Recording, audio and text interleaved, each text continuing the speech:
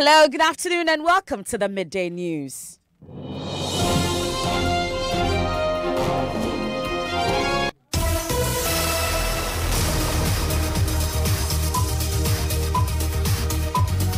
This bulletin is coming to you live from our studios here at Kokomlemle in Accra on digital address GA0993341 on Joy 99.7 FM. It's also live on Love 99.5 FM in Kumasi, affiliates across the country on ABN Radio in London and around the world at myjoyonline.com. The news is brought to you by UMB Bank, UMB Speed Up, DigiBank, Let's Go, Telesol 4G, proudly Ghanaian, Telesol, Just a Touch, and Mark Auto Parts Ghana, distributors of Isuzu and Chevy cars. Mark Auto Parts Ghana with you for the long run. Coming up in this edition, Ghana Health Service deploys disease and surveillance personnel to Tema Mahia, where 17 people have died in the last 10 days under what residents describe as bizarre and mysterious circumstances.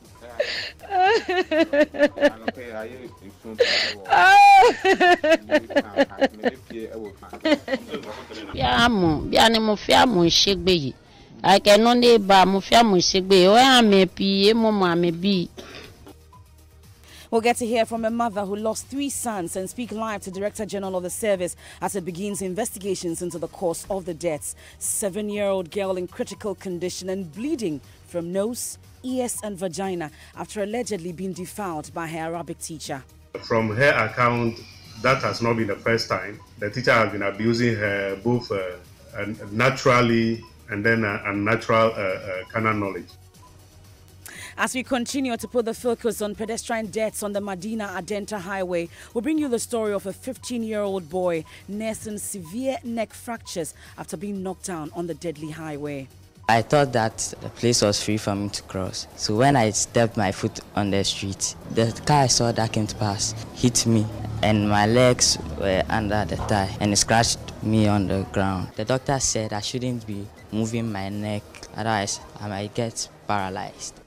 Meanwhile, motorway users take to social media to protest pothole-ridden stretch by refusing to pay road tolls in a hashtag fix potholes or no tolls. I decided not to pay the toll today because they are refusing to fix the potholes which have turned into a death trap. Madam,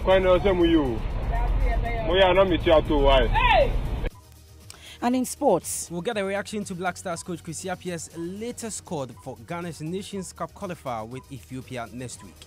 And later in the bulletin, that's enough. Put down the mic. Mr. President, are you worried about indictments coming down in this investigation? Mr. President. I'll tell you what, CNN should be ashamed of itself having you working for them. You are a rude, terrible person. You shouldn't be working for CNN. U.S. President Donald Trump faces off with CNN reporter Jim Acosta. We'll bring you details as the reporter's White House pass is revoked.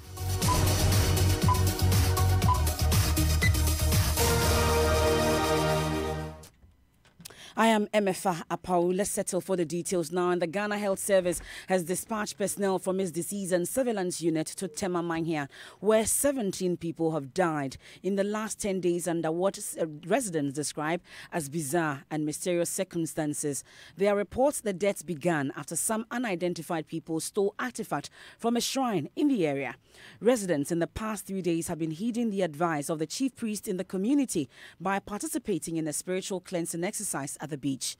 The latest casualty is a 42-year-old fisherman who died last night. His mother is inconsolable. She tells Joy News' Maxwell Agbagba this is her third son to have died under mysterious circumstances. Well, you know, I will know now. Just have it Naklate General.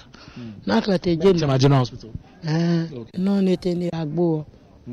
Well, she says he was rushed to the Tema General Hospital where, unfortunately, he passed on, there. No, I'm a mini feel it, Danny. Well,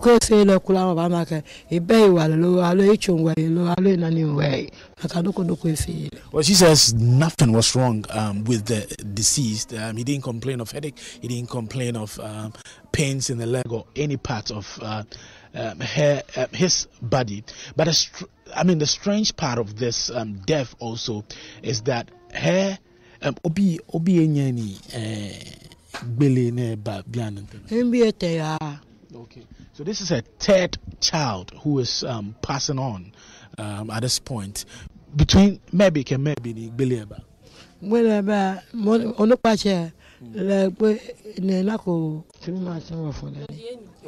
So she says the hair. Meanwhile, the situation has created fear as some residents resort to the directive by the local fetish priest for spiritual cleansing.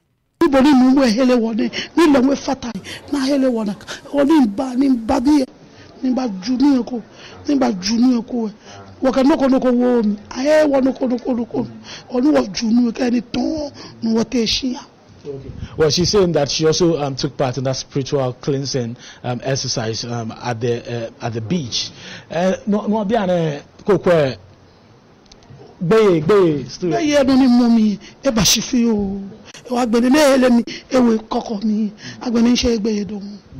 Well, she says that the chief priest of the community has kept her under his arms. So for now, she's a bit okay. She's no longer terrified as she was before. Now, the chief priest of the community, Ni Abukome, is fighting off accusations he extorted money from the residents to perform the spiritual cleansing exercise. He says he feels obliged to protect his people. So I can see that the best way my people have to do, they have the right to come and consult me. We have heard that something is happening in Tema, and we have already take step, but we know nothing about it. So that what I found out, I will open it to them, so that we combine to find a final solution for it. But people are talking unnecessary words, etc., etc. But if I say I will pay attention for those things, then people will die more than necessary. Because in everything, we say a proverb in Ghana that Ashua Dramikolo, Dani Abua preach for. So I have to find ways and means to protect. Can you translate that for us? We do sack the animal, the wild animal, which is about to destroy your animal in your house. You do sack him before judging the animal. Because if lion have chased your goat from the bush, and you start to, judge your animal before the lion, and he captured the goat and killed it, have I done right? So anyhow my people said, I did not listen. But the right thing, which I supposed to do, is what I'm doing. So that at appropriate time, I will sit with them and collect them. They are human beings. They can make mistake. If there is no mistake, there won't be anything called correction. Some health experts think that it's not strange to have 16 people die within the past, 10 days. They think it's not strange. Do you think there's any spiritual, connection to this? Do you think your people have wronged, the gods in any way? In fact, that's the position you're coming from anyways. That's why you're encouraging them to take the spiritual, bath at the beach. Okay. Really, what you say is true. So you heard the chief priest of Tema Manhia, Ni Abukome. Let's get on the line and speak to Maxwell Agbagba, who's been in the area since morning. So Maxwell, you've been speaking to the municipal authorities. What have they been saying about this occurrence that the residents term as strange? Well, the public relations officer of the Tema Municipal Assembly, Frank Asante, says the situation has created fear in the area. The Municipal Assembly will be organizing a town hall meeting by the close of today to update residents as they await the report from the disease and surveillance units deployed to the area. He says the Assembly does not want to play into the superstition making the round, and they are relying solely on the disease and surveillance unit team deployed to the ground. Maxwell Agbagba there from Tema Manhia. We can now hear from the Director General of the Ghana Health Service, Dr. Nsia Sari. We're told that their men are on the ground. They will send a team from the headquarters, from the regional headquarters, and also from the Tema Metro to go and find out the news that was first broken by Adom Ese. The key findings of the team was that there were about a total of 16 deaths recorded in the community. In fact, in two communities at Tema Harbour, Electoral area, and Awudu area within the Tema East municipality between 29th and 30th of October to 7th of November this year. And what we saw was that the possible causes of death included the following. Some of them have knife wounds, severe head injury, acute alcoholic intoxication, cardiac failure, lymphatic filariasis, cellulitis, and a lady who had ectopic pregnancy. Majority of these cases that I've spoken about are actually lifestyle related. What we know is that there is no epidemiological linkages. They are not from the same house or the same family. There is no infectious or epidemic outbreak in the area. You heard there the Director General of the Ghana Health Service, Dr. Insia Asare. Now from Temamahia, let's head to the Northern Regional Capital, Tamale, where a 7-year-old girl is in critical condition after she was allegedly defiled by her Arabic teacher. Police investigators have told Joy News the girl is now bleeding from places including her vagina, anus and ears following the incident. The victim is said to have been defiled multiple times by the teacher while her mother was away. Northern Regional Correspondent Martina Bugui has been following the story in our reports. According to the regional coordinator of the Domestic Violence Victim Support Unit of the Ghana Police Service, Emmanuel Holachu, the little girl's mom returned from the market to find her in bad shape. He said further interrogations by the mother showed the little girl had been sexually assaulted, and so the matter was reported to the police. It happened that this girl returned home while the mother was not there. The mother is a trader. So the mother returned late and found the girl sitting by herself.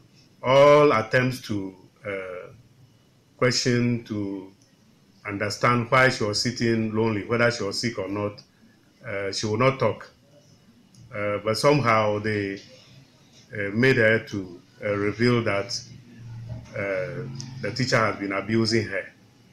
And from her account, that has not been the first time. The teacher has been abusing her both naturally and then unnatural carnal knowledge.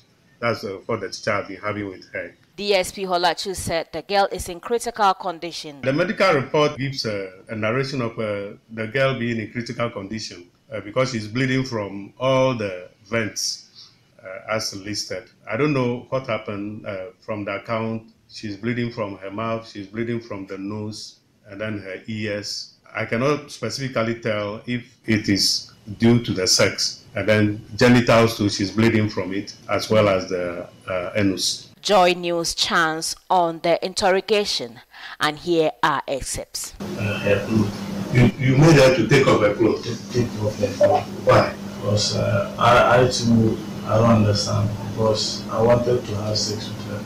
You planned to have sex with her, so when she came, you made her to take off her clothes? Yeah, to take off. So why would that happen? Because you said the person was wearing trousers, the trousers was torn. No, I'm coming. Listen to me first.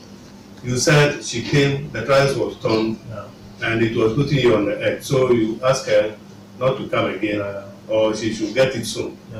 Now she came, the trousers is sewn, nothing is showing, and you are asking her to remove the trousers. What do you want to see? Please, I too am confused. You are confused? So how did you have sex with her? All I only did was put my penis between the two thighs. Between the two thighs? How do you mean? Yeah. You made her close her thighs, or she opened her thighs? Yeah, she closed it. He said he has been charged with defilement. The girl is still in hospital on admission since the case was reported. And the suspect admitted in his caution statement, but on interrogation, I think he's having second thoughts and trying to deny. But we are preparing him for court. In a related development, a man caused the arrest and imprisonment of his own brother who raped his two daughters. In the following story from the Joy News documentary titled Survivors, first aired in 2017, Adelaide Arthur looked at how the victims were intimidated by the perpetrator never to disclose the ordeal. The younger one reported to her that this is their uncle has been raping them. In fact, I was shaking by then.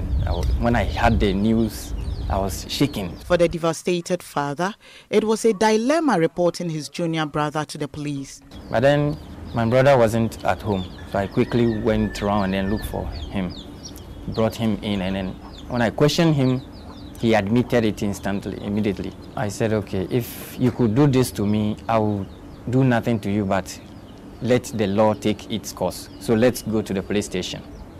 And then he was processed within 2 weeks. He's serving 10 years sentence in prison. It had been going on for about 6 months before the parents finally got to know that their girls were being defiled. It has affected them negatively because the elder one is performing poorly in school. She was affected most. Whenever they take their panties off, excuse me to say, they discharge a lot. Yeah, it is affecting them, and I'm afraid of their future.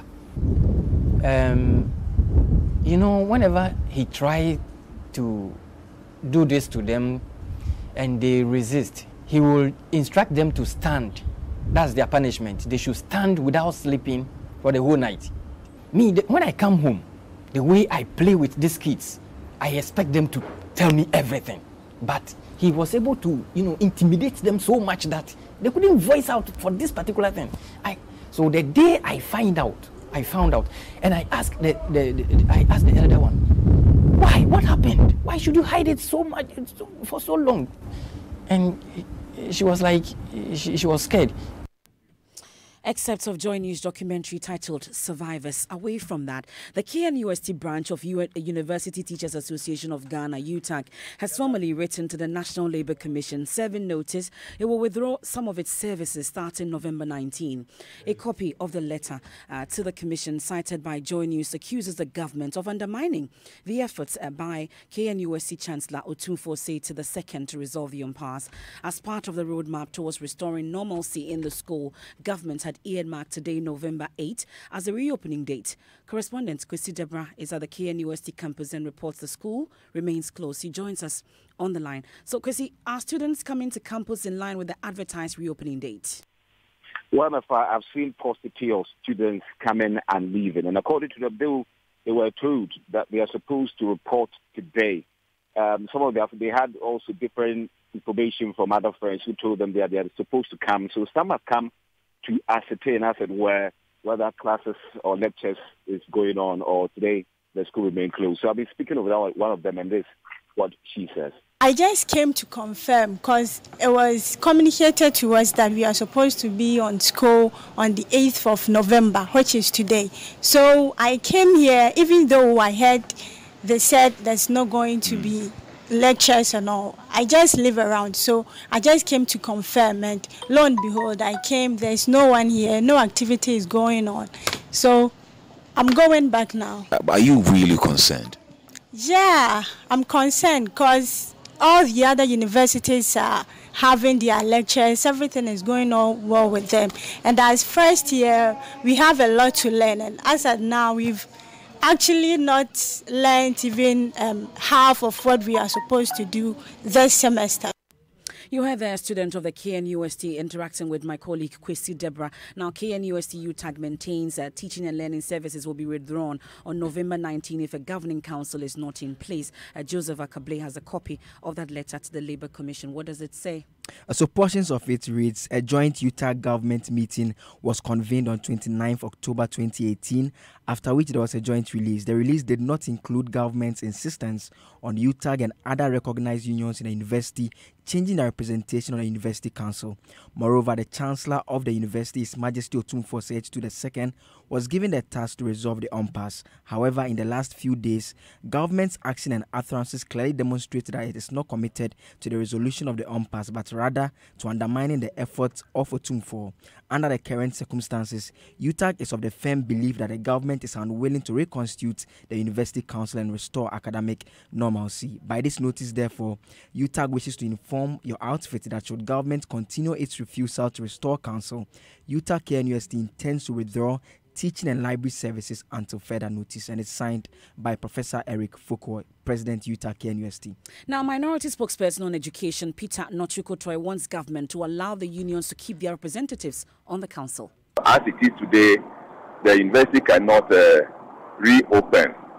This is because the date for the reopening was scheduled by the interim council, which everybody rejected. So we expected the new council to be inaugurated. Then they will subsequently fix a date for reopening. So as of now, nothing is going to happen as a reopening as far as events can explain by themselves. So what is going to happen now is that we expect government to back down on its entrenched position that the former members of the council who were representatives of unions and other organizations should not be members of the new council. Peter Nochukoto is minority spokesperson on education. Let's stay a while longer on education front because students of the WA Senior High Technical School say the time allotted for the double track system is inadequate as they have not been able to cover all the topics in the syllabus. According to them, they are unable to grasp the topics treated. Joy News' Upper West correspondent Rafiq Salam visited the school on their final day and has come through with this report for Joy News Agenda. Let's be better for her.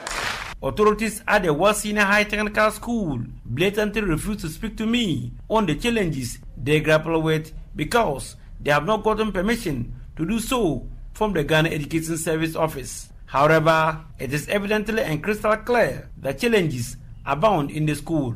Bayara Mary hails from the Jiruba municipality and was placed here on the green track. She walked me through the challenges that they were confronted with the past 41 days. We have no enough classes. We meet under trees. We sit inside the dining hall for preps. Our boys, they are suffering. Some are lying on the floor. Mary was, however, happy with the quality of teachers and food prepared for them. For the food, there is good. And the teachers, we have enough teachers who teach us all the subjects. For Salia Gafour, who is offering general arts, the 41-day period for the semester is too short. It's not enough, simply because me, the two topics we even treat, I don't understand them. This is the date for us to go, and we haven't learned anything yet. For students of this school who are on the green track, their semester is over for now. Before they left school, they have this pep talk from the assistant headmaster of the school in charge of academics, Mr. Abdul Kadir Sisi. When you go home, there are classes being organized all over. Those of you who are not from what town, but there's no place now you cannot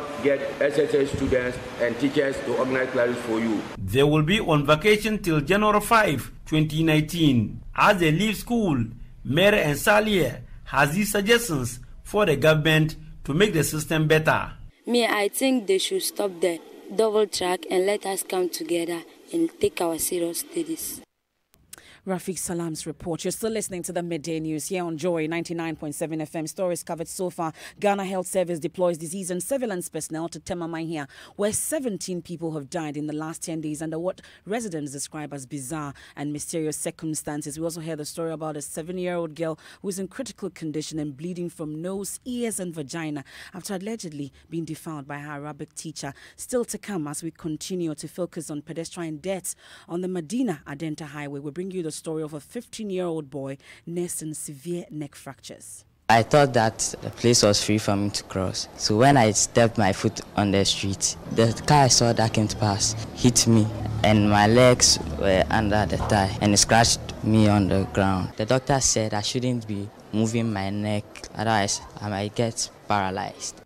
We'll get to hear motorway users who've taken to social media to protest pothole-ridden stretch by refusing to pay road tolls in the hashtag fix potholes or no tolls. And later in the bulletin. That's enough. Put down the mic. Mr. President, are you worried about indictments coming down in this investigation? Mr. President. I'll tell you what, CNN should be ashamed of itself having you working for them. You are a rude, terrible person. You shouldn't be working for CNN. U.S. President Donald Trump faces off with CNN reporter Jim Acosta. We'll bring you details as the reporter's White House pass is revoked. Let's go, My name is Kwame Sefakai, and most of you know me as a media personality. But I am also a family man. The UMB mobile banking app, UMB Speed App, saves me so much time by letting me do almost all of my banking transactions on my phone. The cardless withdrawal feature allows me to withdraw cash from any UMB ATM without an ATM card. I can also pay bills, transfer money, request for a loan, invest money, and so much more. So now, I can spend less time at the bank and more time with the ones I love. Bank anywhere and anytime with a UMB mobile banking app, UMB Speed App, and get the time to do what you love most. Download the UMB Speed App from your Android, iOS, or Windows phone today. Call 0302-633-988 for more information. UMB Speed App, Digibank, let's go! You're welcome back. It's still the midday news, and it's time now for sports. Benedict Owusu, haters. How was markets? 2-1. Were you expecting it? Oh yeah, very good result for United. At least it keeps the team in contention for a place in the next stage of the competition. So very good result for Manchester United. What's in sports? Well, lots of views have been shared on Coach Kwesi Appiah's recent squad for Ghana's Nations Cup qualifier with Ethiopia next week. Now, the major talking point has been about the return of the Ayew brothers. Andre and Jordan are back in the team for the first time in over a year. Veteran coach J is upon things, calling them at this time is the right decision. I think the return of the Ayew brothers, for me, is good for the Black Stars. And if you even go back to think about the inclusion of Koja Samoa in the team, then with Wakasu, it means he wants to rely on the old guys. And I always give the credit to the coach. The coach follows what philosophy he has for his team.